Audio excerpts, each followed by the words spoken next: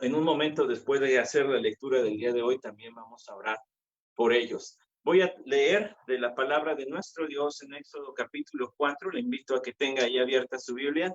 Es el segundo libro de la Biblia, es el libro que en realidad es una continuación natural del libro de Génesis. El libro de Génesis termina con una familia, la familia de Israel, descendientes de Abraham, en Egipto, y ahora inicia este libro pues con esta familia multiplicándose mucho, sembrando miedo en sus vecinos, los egipcios, el pueblo que los cobijó cuando hubo necesidad, pero ahora los egipcios tienen otro rey, ha cambiado la situación, están atemorizados de que ya son muchos, y el Señor Dios está reclutando en Éxodo capítulo 3 y capítulo 4, está reclutando un hombre que usará para sacar a esta ya nación, una familia que se multiplicó tanto que ya se podría considerar como una nación.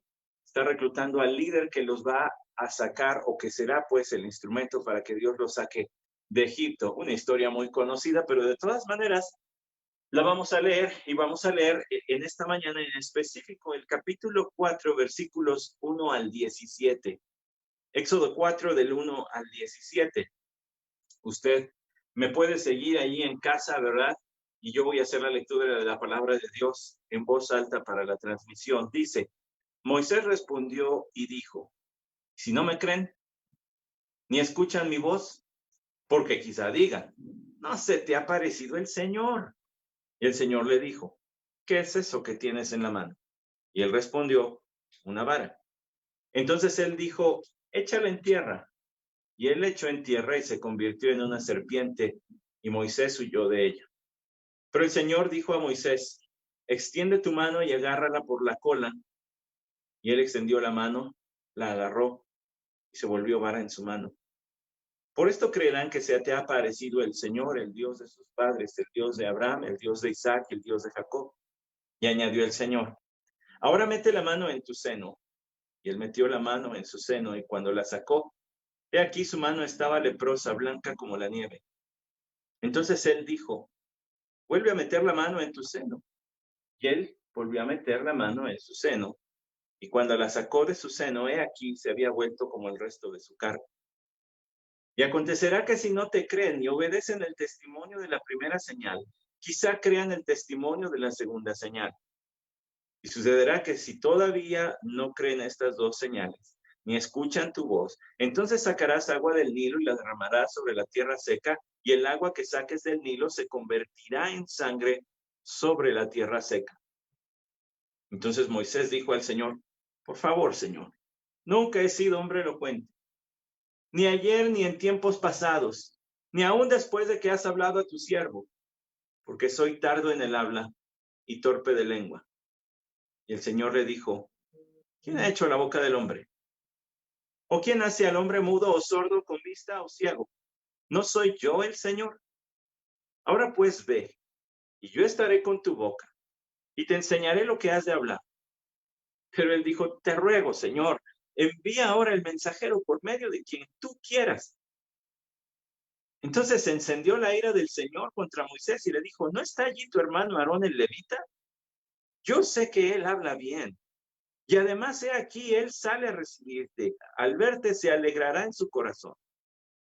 Y tú le hablarás y pondrás las palabras en su boca, y yo estaré con tu boca y con su boca, y os enseñaré lo que habéis de hacer.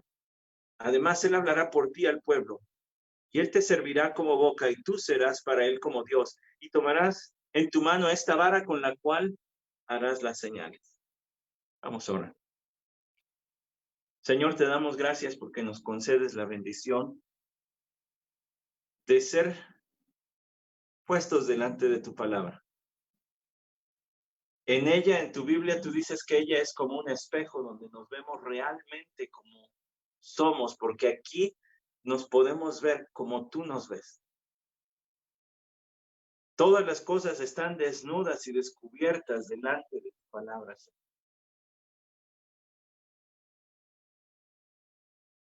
¿Cuánto terror nos invadiría saber que tú conoces absolutamente todo lo que hemos hecho, lo que hemos dicho, lo que haremos, lo que pensaremos, lo que diremos? si no supiéramos el Dios de gracia que eres, que envió a su Hijo Jesús a entregar su vida en la cruz por nosotros, y resucitado confirma que el sacrificio es bueno, es válido, y todo aquel que creyere en su nombre no será avergonzado, será acepto delante de ti, y tú le reconoces como hijo, y un día le dejarás estar en tu reino para siempre, disfrutando de tu amor y de tu persona y maravilla. Acercamos con humildad para pedirte que nos dirijas en tu libro, que al parecer es tan sencillo de entender, y sí tiene un lado muy sencillo de entender, pero hay otro más, las enseñanzas que contienen estas historias sencillas, ordinarias de vida cotidiana de hace miles de años, contienen enseñanzas profundas que trascienden el tiempo, y eso es también lo que nosotros queremos, que tu Santo Espíritu nos ayude a entender. Por eso rogamos, dirígenos, Señor. Que sean gratos los dichos de mi boca y la meditación de mi corazón al hablar de tu Escritura. Y rogamos por todos aquellos, sobre todo niños, adolescentes, que han sido circunstancialmente arrojados a aprender frente a pantallas, frente a una televisión. Padres, abuelos, tíos, hermanos, primos, que de la noche a la mañana van a tener que realizar labores para las cuales no están capacitados. Para eso se estudia, para eso hay carreras profesionales, pero ahora muchos van a tener que hacer las veces de un profesor, y rogamos no solamente la paciencia, sino la creatividad, la sabiduría, la firmeza para inculcar no solamente conocimientos en la mente, sino valores, valores de esos que emanan de que fuimos hechos a imagen tuya, Señor. Por eso rogamos nuevamente por ellos, para que les dirijas, y que pronto, Señor, tantas noticias que hemos escuchado, esperanzadoras, alentadoras, de vacunas, de tratamientos, que puedan ser cristalizadas pronto. Anhelamos la reunión de tu cuerpo nuevamente en un solo edificio, alabándote, Señor, con las voces de nuestros niños, cantando a tu nombre.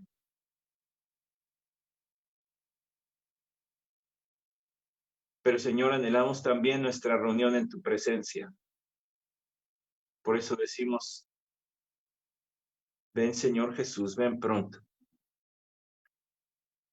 Amén.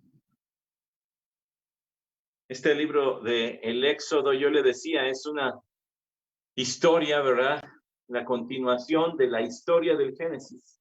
En el Génesis usted no encuentra como tal que haya una duda siquiera de su veracidad, y tampoco la debería haber en el libro del Éxodo. Aunque ya hemos visto cosas muy sorprendentes de la mano de Dios, por ejemplo, para preservar la vida de este varón llamado Moisés, quien fue arrojado al río, pero el Señor hizo que confluyeran allí las personas indicadas en el momento indicado para que él no muriera ahogado, como muchos bebés hebreos murieron en ese tiempo.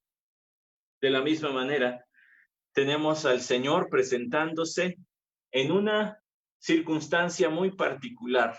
Cuando Moisés es llevado ante el papá de las muchachas que defendió, resulta ser que ese hombre en tierra de Madián, descendientes de Abraham, todavía tenía temor del Señor y era sacerdote delante del Señor, llamado Jetro, y así Moisés vuelve, ¿verdad?, a esos orígenes que sus padres le enseñaron, le habrán inculcado acerca de Jehová, el Dios verdadero. Los retoma después de haber pasado algunos años en la corte de Faraón, escuchando, atestiguando seguramente muchos ritos y ceremonias a dioses falsos y que no tienen vida. Pero hay algo más.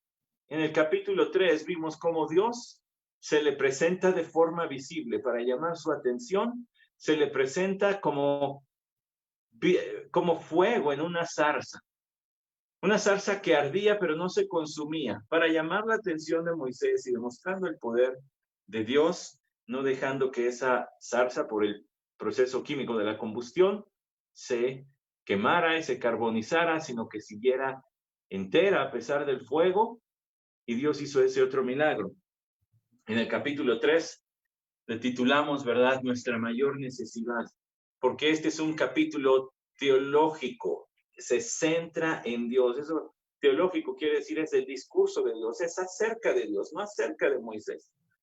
Nuestra mayor necesidad es por la presencia del Señor. Nuestra mayor necesidad, también dijimos, es por la persona del Señor. Es las promesas del Señor. Y es el poder del Señor. No puedo ir a través de todo el capítulo 3 nuevamente, porque entonces se me va el tiempo de esta mañana, pero sí le puedo decir que este tema de el poder del Señor se extiende a partir del versículo 18 del capítulo 3 hasta el capítulo 4, versículo 17. Nosotros vemos en todos estos versículos cómo el Señor le dice a Moisés las cosas que van a suceder, el previo conocimiento que tiene Dios de todo lo que va a suceder. Esta semana, ¿verdad?, en nuestro estudio bíblico de media semana, bueno, ya ni de tan media semana, de jueves, estábamos hablando acerca de que nuestras oraciones no informan nada a Dios. En nuestro devocional lo mencionamos también. A Dios no le sorprende el presente. No brinca algo en su conocimiento y dice, ay, esto no me lo esperaba. No, muchos de nosotros teníamos, ¿verdad? Vislumbrábamos algunos planes para el 2020 y, oh, sorpresa, muchos de ellos se vinieron abajo, pero no con Dios nunca es así. Nada le sorprende porque Él escribió la historia, porque Él sabe exactamente lo que va a suceder y tan como sabe el presente, sabe el futuro. Con la misma exactitud que conoce todo lo que está sucediendo en el mundo. En el mundo hoy, conoce lo que pasa en cada cabecita, en cada cerebro que está pensando en este momento. Sabe lo que está sucediendo con tanta exactitud como conoce el pasado. Él sabe exactamente. Nosotros leemos los libros de historia y solo podemos imaginar lo que pasaba por la mente de esas personas. Ya vienen las fiestas patrias, entonces nos van a estar recordando, ¿verdad? Muchos héroes nacionales, y uno puede nada más imaginarse las emociones que tenían al librar batallas, al pelear contra injusticias y demás. Pero Dios sí conoce exactamente lo que pensaron.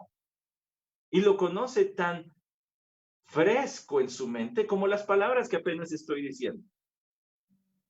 Y así podríamos remontarnos, no 100 ni 200 años, a la revolución o a la independencia de nuestra nación. Podríamos remontarnos a miles de años atrás, a esto, a Éxodo.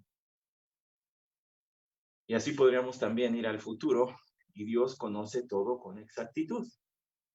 Sin embargo, aunque Moisés había recibido palabras del Señor en el versículo 16 del capítulo 3, diciendo, ve y reúne a los ancianos de Israel y diles, el Señor, el Dios de vuestros padres, el Dios de Abraham, de Isaac y de Jacob, se me ha aparecido diciendo, ciertamente os he visitado y he visto lo que se os ha hecho en Egipto, y he dicho, os sacaré de la aflicción de Egipto, de la tierra de Cananeo, del Hitita, del Amorreo, del Pereceo, del Heveo y del Jebuseo, a una tierra que emana leche y miel, y ellos escucharán tu voz, y tú irás con los ancianos de Israel al rey de Egipto y le diréis, pausa, a pesar de que el Señor le dijo, todo esto va a suceder, se lo afirmó, no le dijo, mira, ve, a ver si te escuchan, o si no, pues jálate nada más a los que te escuchen, los demás deséchalos, yo me encargo. No, le dijo, todos te van a escuchar, y tanto así, que tú te vas a ir a presentar ante el nuevo faraón,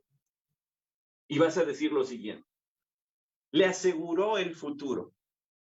Pues a pesar de que el Señor le había asegurado el futuro, en el capítulo 4, versículo 1, dice, Moisés respondió y dijo, ¿y si no me creen? ¿Ni escuchan mi voz? Porque quizá digan, no se te ha aparecido el Señor. Mire, usted y yo podríamos decir, bueno, qué cabeza dura era ese Moisés. Está viendo la zarza ardiendo. ¿No estás viendo, Moisés?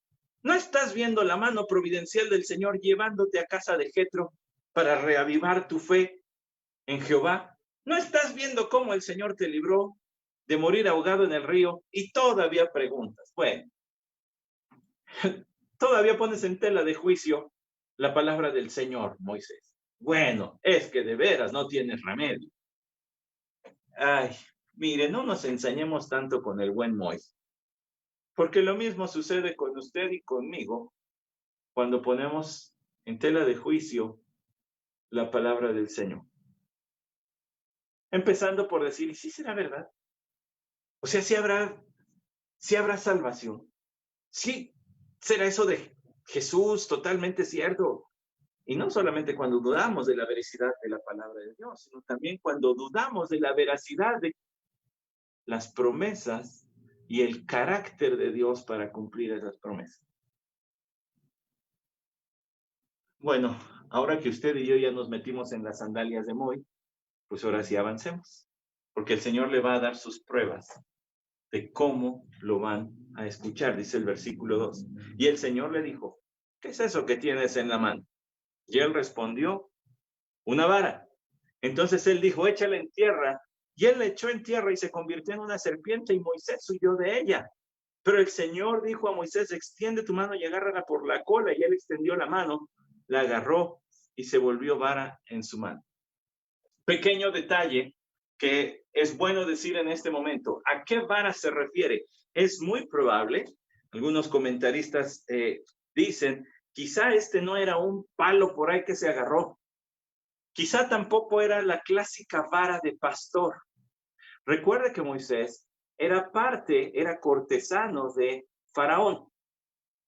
Y uno de los elementos de jerarquía en la cultura egipcia era portar una vara que tenía algún símbolo en la punta superior. Es decir, no era un cetro como el del rey, pero sí era una vara que indicaba que esta era una persona de autoridad. Oiga, ¿se acuerda que las muchachitas, verdad? Y el gallinero que fue a alborotar Moisés cuando llegó allí con las hijas de Jetro, ¿verdad? Y las rescata allí de estos pastores abusivos, y las muchachas se van a su casa, y él les dice, ¿y qué pasó? Y ellos le dicen, pues un egipcio. Y decíamos, Moisés pasó de ser cortesano a ser, pues un egipcio, ¿verdad? Bueno, en su vestimenta, quizá en su apariencia, muchos cortesanos egipcios andaban rapados. Quizá esos fueron elementos que ellas vieron y dijeron, este es un egipcio, no hay duda. Tal vez la vara era uno de esos elementos. Porque aquí se refiere a una vara, pero es una vara particular, no es un palo común y corriente. Es una vara, algo especial. Y ahorita va a ver también por qué es importante aclarar eso, porque el Señor le dice, échale a la tierra y la vara se convierte en una serpiente. Una serpiente que bien pudo haber sido una cobra.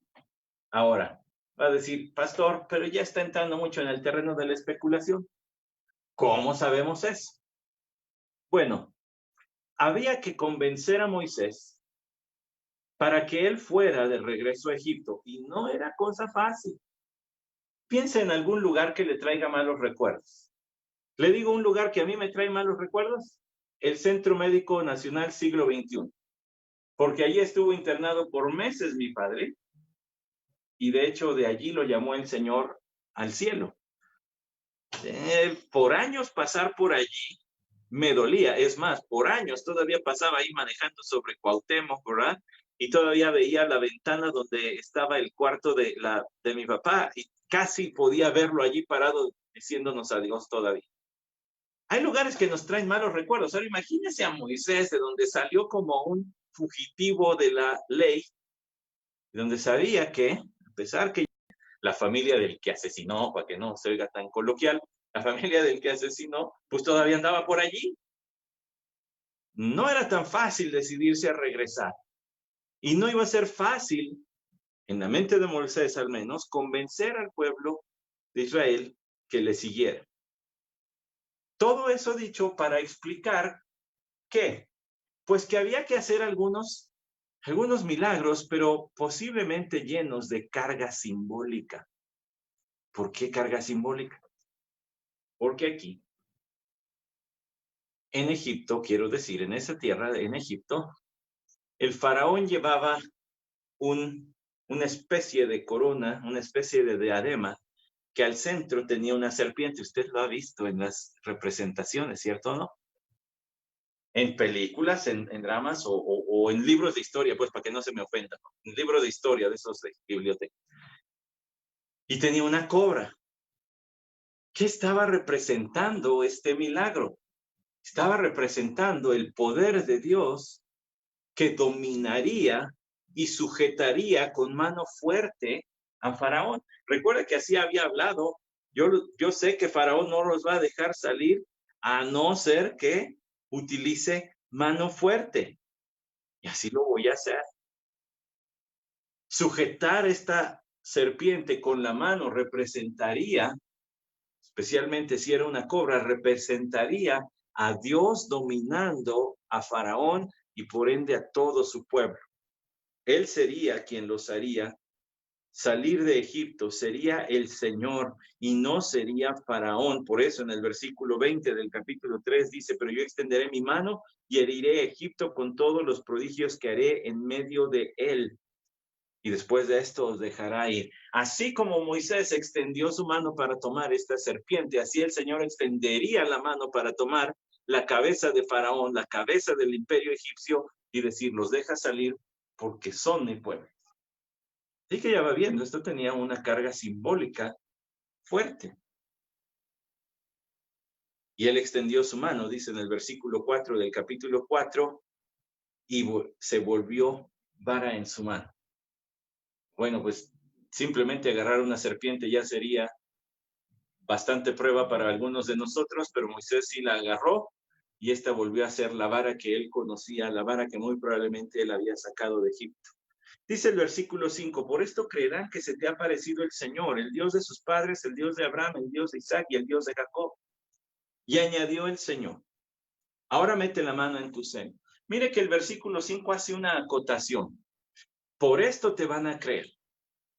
Debió haber sido un milagro, no solamente la transformación de vara en serpiente y de serpiente en vara nuevamente, sino la carga que ya le dije simbólica que esto conllevaba, que el Señor dice, por esto te van a creer, por esto. Y le repite, ya sabe que el Señor no desperdicia palabras, le repite, el Señor, el Dios de sus padres, el Dios de Abraham, el Dios de Isaac y el Dios de Jacob, el Dios que tiene un pacto con ellos, se te apareció. No es cualquier cosa, es el Dios del pacto. Pacto que nosotros podríamos retroceder hasta Génesis 12 y su confirmación en Génesis 15 y luego con Isaac y luego con Jacob. Este era el plan de Dios, esto no era cualquier cosa, esta es la ejecución del plan de Dios para su pueblo. Y Moisés tenía, por la gracia del Señor, el privilegio de ser elegido para participar en ese plan que Dios había trazado desde antes de la fundación del mundo y que ahora estaba ejecutando. El versículo 6 dice, y añadió el Señor, ahora mete la mano en tu seno. Y él metió la mano en su seno y cuando la sacó de aquí, su mano estaba leprosa, blanca como la nieve. Entonces él dijo, vuelve a meter la mano en tu seno. Y él volvió a meter la mano en su seno. Y cuando la sacó de su seno, he aquí, se había vuelto como el resto de su carne. Dijo el Señor, y acontecerá que si no te creen ni obedecen el testimonio de la primera señal, quizá crean el testimonio de la segunda señal. Bueno, ya había una prueba convincente acerca de lo que Dios podía hacer y terminaría siendo finalmente, como usted sabe, sobre Faraón y el imperio que él representaba. Pero ahora el Señor le da una nueva señal que habla más bien de lo que él haría a aquellos que se resistieran o dudaran de su poder para sacarles de Egipto. Le dice, mete la mano en tu seno. Eso quiere decir que teniendo su tuniquita, ¿verdad? Moisés metió su manita así. Y al sacarla, dice, salió blanca de lepra. ¿Por qué blanca? Bueno, descarnada en muchas partes, donde ya más bien se veía, o sin la piel, donde ya más bien se veían trozos de carne viva. Como un leproso, alguien que va perdiendo a trozos su cuerpo, incluso a veces miembros o partes de su cuerpo completas. Entonces su mano estaba leprosa y el Señor le dijo, vuelve a meter la mano en tu seno. Yo no me imagino lo que ha de haber sido para Moisés esto, ¿eh? ¿Se imagina qué horror? Sacar la mano y decir, ¿y ahora? No te vayas a desaparecer, Señor, ahorita y me dejes así. Terminemos con este asunto. Le dice que la vuelva a meter. La volvió a meter en su seno. Y cuando la sacó de su seno, aquí se había vuelto como el resto de su carne. Esta es una segunda señal para que crea. Esta es una segunda señal. Ya los términos ya subieron. Ahora ya no es cualquier cosa. Y le voy a decir cómo podemos entender que esta es una señal de que debían seguir el liderazgo de Dios, la guía de Dios a través de este siervo Moisés. Vaya, por favor, pónganle un dedito allí a Éxodo, luego en su Biblia sigue hacia la derecha Levítico y luego sigue Números, en Números capítulo 12. Vean lo que sucedió con alguien que se opuso a la autoridad de Moisés. Números 12, versículo 1 dice, entonces Miriam y Aarón hablaron contra Moisés por causa de la mujer cusita con quien se había casado, pues se había casado con una mujer cusita. Séfora o Sefora, dependiendo de cómo pronuncie los maquillajes. Y dijeron, ¿es cierto que el Señor ha hablado solo mediante Moisés? ¿No ha hablado también mediante nosotros? Y el Señor lo oyó. Moisés era un hombre muy humilde, más que cualquier otro hombre sobre la faz de la tierra. Y el Señor de repente dijo a Moisés, a Aarón y a Miriam, salid vosotros tres a la tienda de reuniones. Salieron los tres. Imagínense, una pausita en la lectura, imagínense eso, ¿eh? Usted está hablando aquí con alguien y de repente oye la voz del Señor, preséntate ante mí. Ay, ay, ay, ay. Bueno, le pasó peor que al Chavo del 8 cuando lo escuchaba el profesor Girafales, ¿verdad? Pues ahora preséntense. Dice el versículo 5, entonces el Señor descendió en una columna de nube y se puso a la puerta de la tienda y llamó a Aarón y a Miriam, y cuando los dos se adelantaron, él dijo, oíd ahora mis palabras. Si entre vosotros hay profeta, yo el Señor me manifestaré él en visión. Hablaré con él en sueños. No así con mi siervo Moisés. En toda mi casa él es fiel. Cara a cara hablo con él abiertamente y no en dichos oscuros. Y él contempla la imagen del Señor. ¿Por qué, pues, no temiste hablar contra mi siervo, contra Moisés? Y se encendió la ira del Señor contra ellos y él se fue. Pero cuando la nube se retiró de sobre la tienda, aquí que Miriam estaba leprosa, blanca como la nieve. Y cuando Aarón se volvió hacia Miriam, vio que estaba leprosa. Entonces Aarón dijo a Moisés, Señor mío, te ruego que no nos cargues este pecado en el cual hemos obrado neciamente y con el cual hemos pecado. No permitas que ella sea como quien nace muerto. Cuando sale del vientre de su madre, su carne ya está medio consumida. Y Moisés clamó al Señor diciendo, oh Dios, sánala ahora, te ruego. Pero el Señor dijo a Moisés, si su padre le hubiera escupido a ella en el rostro, ¿no llevaría su vergüenza por 7 días? Que sea echada fuera del campamento por 7 días y después puede ser admitida de nuevo. Miriam fue confinada fuera del campamento por 7 días y el pueblo no se puso en marcha hasta que Miriam volvió. Después el pueblo partió de Serot y acampó en el desierto de Parán. ¿Quién era Miriam? Era la hermana de Moisés y le andaba hablando a la espalda. Y el Señor la disciplinó. Ahora, mire, no, si este es un pecado y es grave, ¿verdad? Aún en el Nuevo Testamento se disciplina a quien divide, ¿verdad? Allí a la iglesia, a quien mete rencillas. Pero aquí está hablando de una mujer que, salvo este detalle, este pecado y otras cosas más, era una mujer muy querida, una sierva del Señor. Una persona que cuando falleció el pueblo le guardó luto, ¿verdad? Un luto nacional por ella. Pero aquí pecó delante del Señor porque estaba no pecando solamente contra Moisés, hablando de él, sino pecando contra el Señor, quien eligió a Moisés. Ahora regrésese a Éxodo 4, porque el Señor le dijo a Moisés, mete tu mano, salió leprosa, vuelve a meter, salió sana. Esto es lo que iba a suceder. A aquellos que dudaran, más allá de Moisés, dudaran del Señor. aquellos que pusieran en tela de juicio su poder o su propósito. Por eso en el versículo 8 dice, y acontecerá que si no te creen y obedecen el testimonio de la primera señal, quizá crean el testimonio de la segunda señal. Versículo 9, y sucederá que si todavía no creen estas dos señales ni escuchan tu voz, entonces sacarás agua del Nilo y la derramarás sobre la tierra seca, y el agua que saques del Nilo se convertirá en sangre sobre la tierra seca.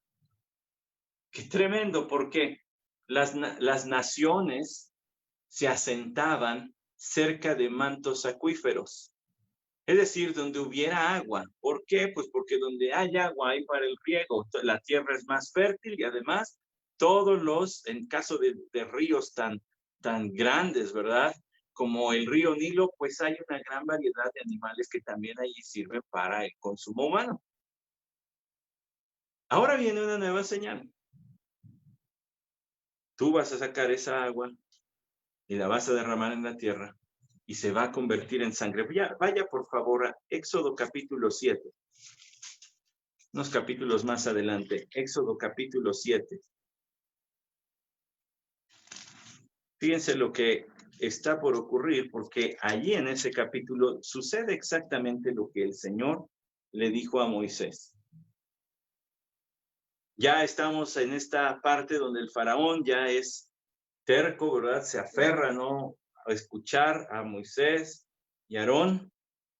Dice en el versículo 17 de Éxodo 7, así dice el Señor, en esto conocerás que yo soy el Señor. He aquí, yo golpearé con la vara que está en mi mano las aguas que están en el Nilo y se convertirán en sangre, y los peces que hay en el Nilo morirán.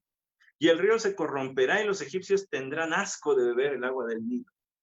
El Señor dijo a Moisés, di a Aarón, toma tu vara y extiende tu mano sobre las aguas de Egipto, sobre sus ríos, sobre sus arroyos, sobre sus estanques y sobre todos sus depósitos de agua para que se conviertan en sangre, y habrá sangre por toda la tierra de Egipto, tanto en las vasijas de madera como en las de piedra. Así lo hicieron Moisés y Aarón, tal como el Señor les había ordenado, y alzó Aarón la vara y golpeó las aguas que había en el Nilo ante los ojos de Faraón y de sus siervos, y todas las aguas que había en el Nilo se convirtieron en sangre, y los peces que había en el Nilo murieron, y el río se corrompió de manera que los egipcios no podían beber el agua del Nilo, y había sangre por toda la tierra de Egipto. Bueno, por supuesto, dice más adelante, pero los magos de Egipto hicieron lo mismo con sus encantamientos, y el corazón de Faraón se endureció y no los escuchó, tal como el Señor lo había hecho. Aquí es un texto interesante, llegaremos a ese punto si el Señor nos concede vida y salud, ¿verdad? Donde hablaremos de las plagas. Esta es la primera plaga, la transforma en sangre. ¿Por qué? Bueno, donde hay sangre generalmente hay mortandad, donde hay mucha sangre. No cuando nos cortamos el dedo, ¿verdad? En la cocina o algo así, pero sí cuando hay un charco de sangre generalmente es porque hay muerte. Tanta muerte, habla de la muerte que vendría sobre Egipto. Ahora, es interesante allí porque Dios permitió que los hechiceros, los brujos de Egipto, hicieran algo similar. Y el corazón de Faraón, dice, se endureció, es decir, dijo, ahí está, ya ven, hasta mis brujos hacen eso, ustedes no son más que brujos de haber pensado. Pero el Señor estaba hablando de una cuestión muy seria. Lea con atención y vea que todos los peces del Nilo, todos los seres vivientes en el Nilo murieron. ¿Sabe el golpe económico que eso representa? No he visto que en nuestros días, en las costas de nuestro país, y mire que nuestro país abunda en costas, tenemos de cada lado agua, no han podido salir a pescar por la pandemia. Todo el golpe económico que eso representa, y además de todo, sin agua, ¿qué hace? Sin agua no duramos ni 4 días, ¿sí? Lo que estaba representado aquí en Éxodo 4, que vemos ocurriendo en Éxodo 7, es que el Señor apretaría y apretaría fuerte. Bueno, le voy a decir algo más. Cuando lleguemos a las plagas, haré el enlace entre ellas y el libro de Apocalipsis. Y en el día cuando el Señor golpee con mano dura el mundo, porque habrán desechado a su Hijo. En Éxodo, los egipcios rechazaron a Moisés. siervo de Jehová. Pero en el Apocalipsis el Señor traerá juicio porque habrán rechazado definitivamente al único Salvador del mundo. Y entonces, una de las cosas que suceden en el Apocalipsis, si usted lo lee, léalo al rato, está bueno el libro, es palabra de Dios y va a ver que el Señor convertirá el agua en sangre. Golpeará fuerte. Bueno, pero regrésese a Éxodo 4. Ya lo piqué con Apocalipsis, pero ahora regrésese a Éxodo capítulo 4. Versículo 10. Entonces Moisés dijo al Señor, por favor, Señor, nunca he sido hombre elocuente ni ayer, ni en tiempos pasados, ni aún después de que has hablado a tu siervo, porque soy tardo en el habla y torpe de lengua. Qué curioso. Moisés le dice, Señor, pues a mí eso de hablar frente a la gente, pues no se me da. Yo no soy bueno para eso. Yo no sé. Es más, da dos detalles que parecen apuntar a la misma cosa. Dice, soy tardo en el habla y torpe de lengua. Literalmente se podría decir de lengua pesada. ¿Cuándo le ha pesado la lengua? Pues a no ser cuando va al dentista y le duermen de más, ¿verdad? Le ponen anestesia y ya queda así hablando así todo un ratote, pero de ahí en fuera nomás. Sin embargo, Moisés se describe como de lengua pesada. Todo esto para decir, para acumular lo que más adelante vemos, es muy probable que más bien Moisés se haya llamado a sí mismo tartamudo. ¿Ves que yo soy tartamudo? No puedo hablar bien, no puedo hablar con soltura, no puedo hablar con elocuencia. Más adelante lo repite en el capítulo 6 de Éxodo, ¿verdad? Dice, pero si ves que yo soy tartamudo. Qué curioso. Qué curioso que Moisés ponga en tela de juicio el plan de Dios. Cuando ya le demostró su providencia no dejar que muriera ahogado. Cuando ya le demostró su protección al llevarlo a la corte de Egipto. Cuando ya le demostró su providencia al llevarlo con un sacerdote al servicio de Jehová en Madián. Cuando ya le mostró una zarza, de hecho él está frente a la zarza ardiendo, la zarza no sé, ahí está el Señor.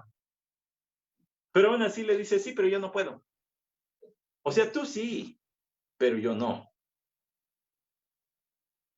Hermanos, a veces pensamos que Dios nos puede usar a pesar de nuestras debilidades o quizá deficiencias motrices, psicomotrices o de algunas características físicas que a nosotros nos parecen un impedimento.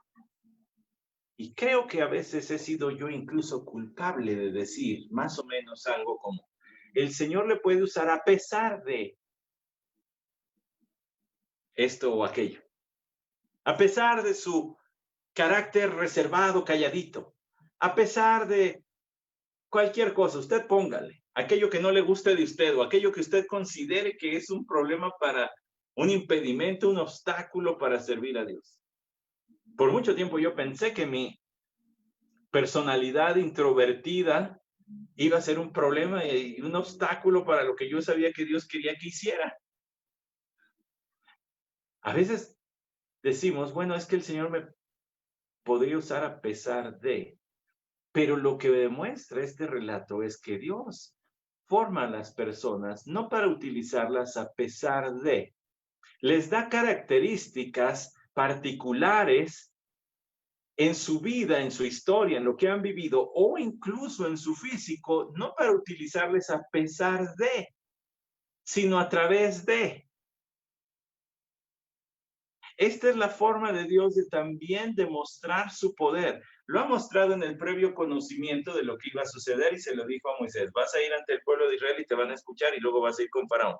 Luego, le demostró su poder a través de milagros. Mira cómo voy a sujetar a Faraón. Mira cómo el pueblo te va a escuchar. Y si las cosas se ponen duras, yo todavía voy a quitarles el agua potable. Pero ahora le dice a Moisés, pero mi poder se va a manifestar sobre ti. Moisés está diciendo que no, pues ¿cómo? ¿Yo cómo voy a ir? O sea, si sí está impresionante, Señor, te concedo esto de la víbora, esto está impresionante, y lo del, no, pues está padre, lo de la lepra, buen truco, Señor. Lo del agua, no, pues ha de ser bien feo. Pero que me uses a mí, no, eso ya es más difícil. Escuche al Señor. Versículo 11, y el Señor le dijo, ¿quién ha hecho la boca del hombre? ¿O quién hace al hombre mudo o sordo, con vista o ciego? ¿No soy yo el Señor? Si desde el inicio el Señor hubiera querido que Moisés fuera un hombre elocuente, que tuviera la potencia para hablar, el carisma y la soltura de palabras que tiene un político, él lo hubiera creado así.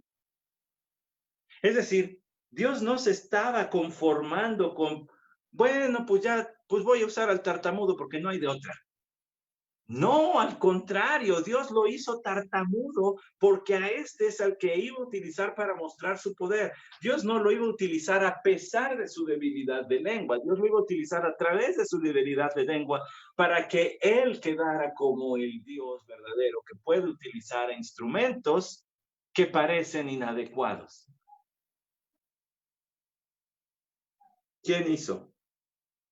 Al sordo, al ciego, al mudo. Dice el Evangelio de Juan en el capítulo 9, al pasar Jesús vio un hombre ciego de nacimiento. Y sus discípulos le preguntaron diciendo, Rabí, ¿quién pecó, este o sus padres, para que naciera ciego? Jesús respondió, ni este pecó ni sus padres, sino que está ciego para que las obras de Dios se manifiesten en él. Y luego, si usted lee el resto de este capítulo, el Señor lo manda a lavarse y regresa con vista. ¡Qué maravilla! Sí, no digo que ha de haber sido una cosa difícil para este hombre vivir los años que haya vivido siendo ciego.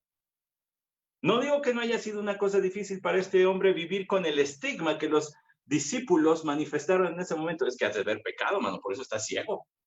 O tú o tus padres. Pero Dios lo hizo así para que el Hijo de Dios un día pasara a su lado y dijera, sé sano. Y tuviera fe y conociera al Señor. ¿Se imagina? ¿Se imagina? Dios hizo así a Moisés. Moisés no fue el plan B, para que se acuerden del plan A. Moisés no fue el plan B. Moisés no fue el ya ni modo del Señor o no me queda de otra. Porque de inmediato lo dice, pues que no sé yo de tu hermano, Aarón, pero yo te hice así. Bueno, hubo una hermana, y ahorita voy a leer un poquito de este libro que se llama Es mi turno, It's My Turn, pronto en español con la ayuda de los traductores de Renovación, pero la nueva versión es de la viejita. Una hermana que se llamó Amy Carmichael. Amy Carmichael vivió de 1867 a 1951. Desde pequeña ella tuvo su fe en el Señor. Y no solo eso, sino que desde pequeña ella se dedicó a ayudar a las niñas de su edad que no tenían la ropa necesaria para ser aceptadas dentro de algunos cultos de iglesia donde no las dejaban entrar si no llevaban la cabeza cubierta, por ejemplo. De sus ropas ella les hacía pequeños velos para que pudieran acercarse y conocer al Dios que ella también conocía. El corazón maternal de Amy Carmichael la llevó al país de la India, donde ministró a niños y por 53 años fundó orfanatos y rescató niños de la prostitución en templos hindúes y ministró a mucha gente que conoció. ¿Quieres saber cuál fue el boleto de entrada de esta irlandesa hermana en Cristo a la India cuando en ese tiempo era muy rechazado todo extranjero? Mientras que era jovencita, Amy odiaba sus ojos café oscuros que Dios le había dado. Y pedía y rogaba, ¿por qué no me diste ojos azules? Pero con sus ojos cafés fue ampliamente aceptada en un país donde de otra forma no hubiera sido aceptada. Fueron sus ojos su entrada al país de la India. Fue el diseño de Dios para Amy, que diseñó su cuerpo y que diseñó cómo Dios la utilizaría. Así que cuando usted va al espejo, se entera de lo que Dios hizo, exactamente el instrumento, la herramienta que Él quiere usar. Y algunas cosas que a veces odiamos de nosotros mismos, quizás sean aquello que Dios quiere usar. Aquello por la que otros se identifiquen, aquello por lo que otros nos permitan acercarnos. Mire, a veces Dios utiliza hasta nuestras aficiones, ¿no? He conocido y he vivido la entrada a muchos lugares y a muchos círculos y tengo conocidos y amigos incluso por los lugares donde he frecuentado por lo que me gusta. Por ejemplo, algunos lugares para hacer deporte y allí he conocido gente. Sí, yo sé que no soy el más atlético, pero bueno, al menos se han dado allí en la bola, eso es a lo que me refiero.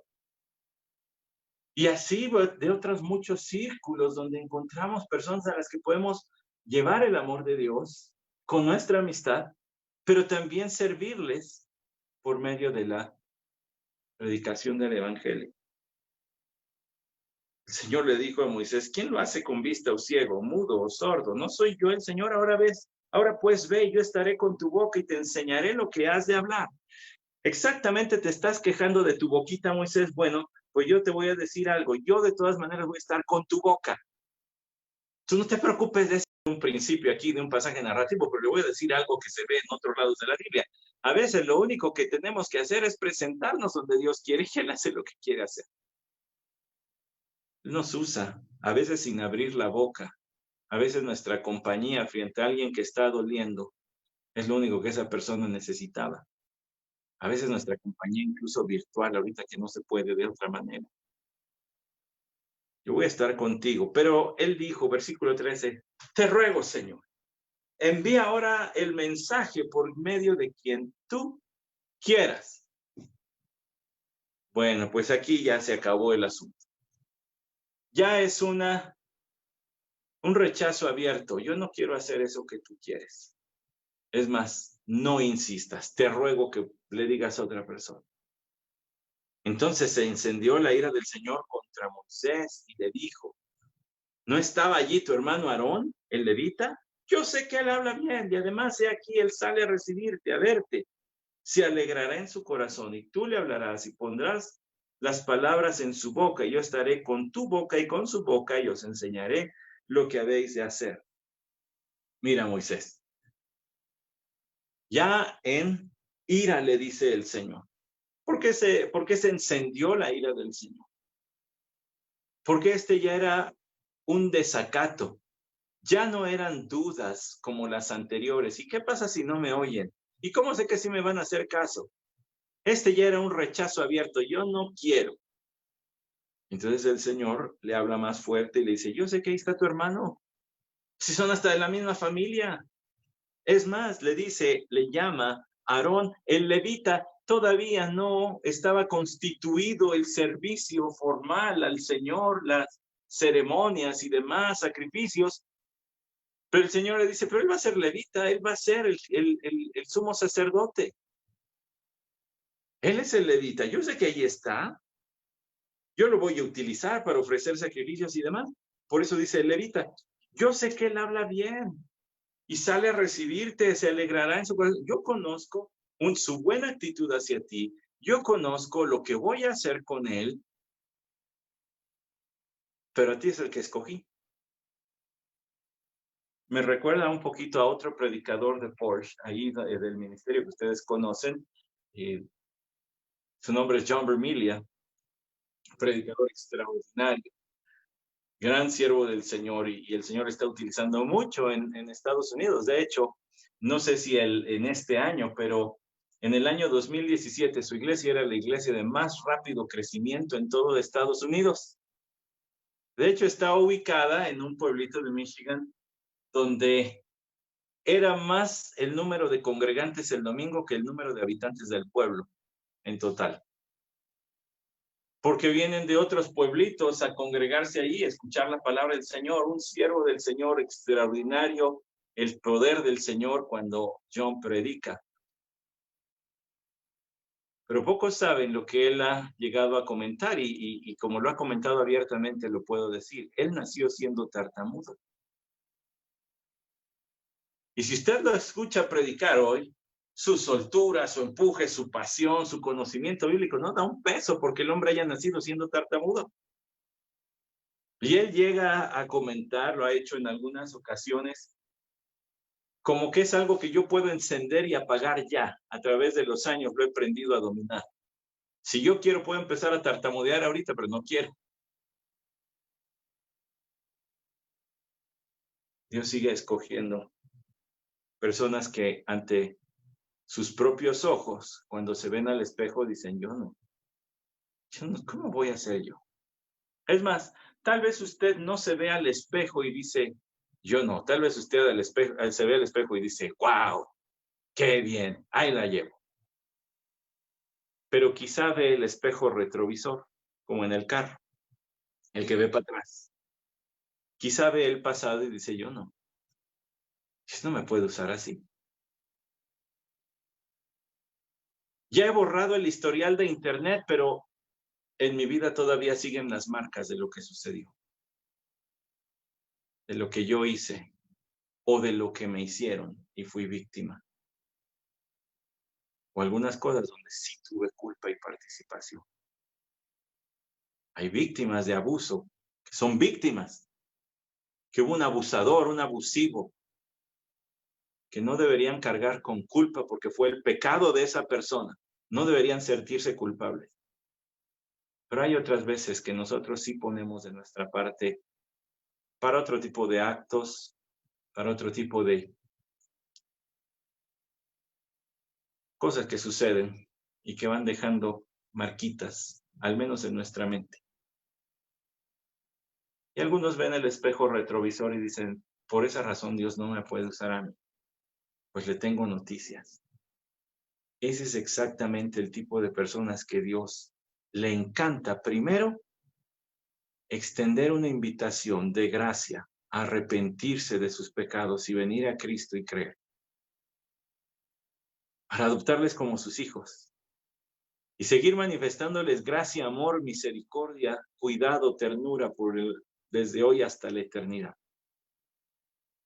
Pero también es el tipo de gente a quien Dios extiende una invitación a decir, yo te quiero usar. Yo quiero usarte a ti. Sí, yo sé. Yo sé porque yo te formé. Sé exactamente cómo estás hecho. Pero también sé todo lo que has vivido y todo lo que has pasado. Cuando el Señor le dijo a Moisés, yo estaré con tu boca, esas palabras quizá nos recordaron lo que dice el Evangelio de Marcos en el capítulo 10. Evangelio de Marcos 10, versículo 19. El Señor hablando a sus apóstoles.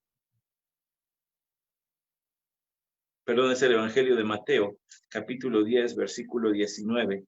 El Señor hablándole a sus apóstoles les dijo, pero cuando os entreguen no os preocupéis de cómo, qué hablaréis, porque es ahora o se os dará lo que habéis de hablar, porque no sois vosotros los que habláis, sino el Espíritu de vuestro Padre que está en vosotros. El Señor sabe lo que va a hacer y sabe cómo utilizarnos, no a pesar de aquello que consideramos deficiencias en nuestro físico o en nuestro pasado, sino a través de ellas. El apóstol Pablo le escribió a los corintios y les dijo que lo que él había vivido delante del Señor en su segunda carta en el capítulo 1, lo que él había vivido por el Señor, hoy era bendición a otros.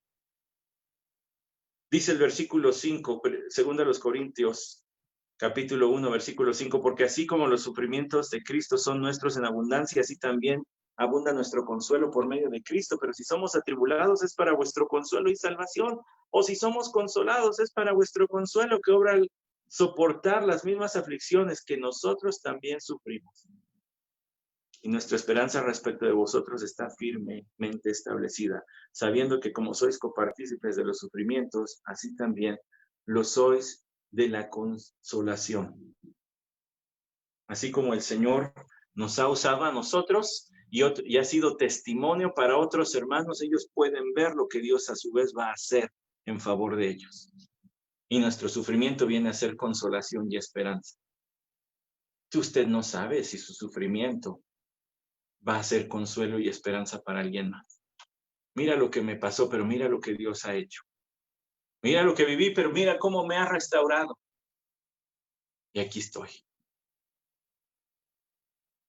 Moisés tenía a Dios evaporando todas sus objeciones, haciendo las trizas. ¿Con qué? Diciéndole, tú no, pero yo sí. Tú no puedes, yo sí puedo. Tú no quieres, yo sí quiero. Y tú le hablarás y pondrás las palabras en su boca, y ya estaré con su boca y con su boca, y os enseñaré lo que habéis de hablar. Además, él hablará por ti al pueblo, y él te servirá como boca, y tú serás para él como Dios. Las instrucciones son sencillas, Moisés. Tú vas a ir a hablar a Aarón, y Aarón va a hablar al pueblo. Yo ya los elegí. Dios mostraría su poder. Ya lo dijimos, lo mostró mediante su previo conocimiento, lo mostró en los milagros, lo mostró en cómo creó y formó a Moisés, y lo hizo incluso tartamudo, y lo mostró en la elección que hizo de él y de su hermano. Versículo 17, y tomarás en tu mano esta vara, con la cual harás las señales. No era una varita mágica, ¿eh? Dios pudo haber agarrado cualquier palo de escoba madianita o egipcia y hacer las mismas cosas. Era solamente para que Moisés supiera y llevara consigo. El Señor ya lo hizo. Sí lo hizo, aquí tengo la prueba. Y lo va a volver a hacer. Usted y yo también tenemos una prueba, y no es una varita, no es un palito. Aquí está la prueba. Él lo ha hecho antes y lo va a volver a hacer. Nuestra mayor necesidad es Dios. Nuestra mayor necesidad es la presencia del Señor. Es conocer más y más su persona. Es confiar en sus promesas, depender de su poder, que conoce todo y no necesita ni noticias ni explicaciones. Un poder ilimitado que puede romper las leyes de la naturaleza y de la creación tal como Él las creó. Un poder que se manifestó en cómo nos formó a cada uno en lo personal, y un poder que nos ha elegido, no a pesar de nuestras debilidades, sino para obrar a través de ellas. Oremos. Señor, te agradecemos tu escritura. Ha sido pan que ahora se convierta en semilla. Que no acaparemos, que no acumulemos, que no seamos contenedores, sino conductos. Que otros escuchen. Más allá de darle compartir allá en Facebook, que lo utilicemos al hablar con otros. Que lo utilicemos al orar por otros. Y que recojas de nuestras vidas, Señor, por tu gracia, por tu poder manifiesta en nosotros, fruto al 30, al 60, al 100 por uno. Amén.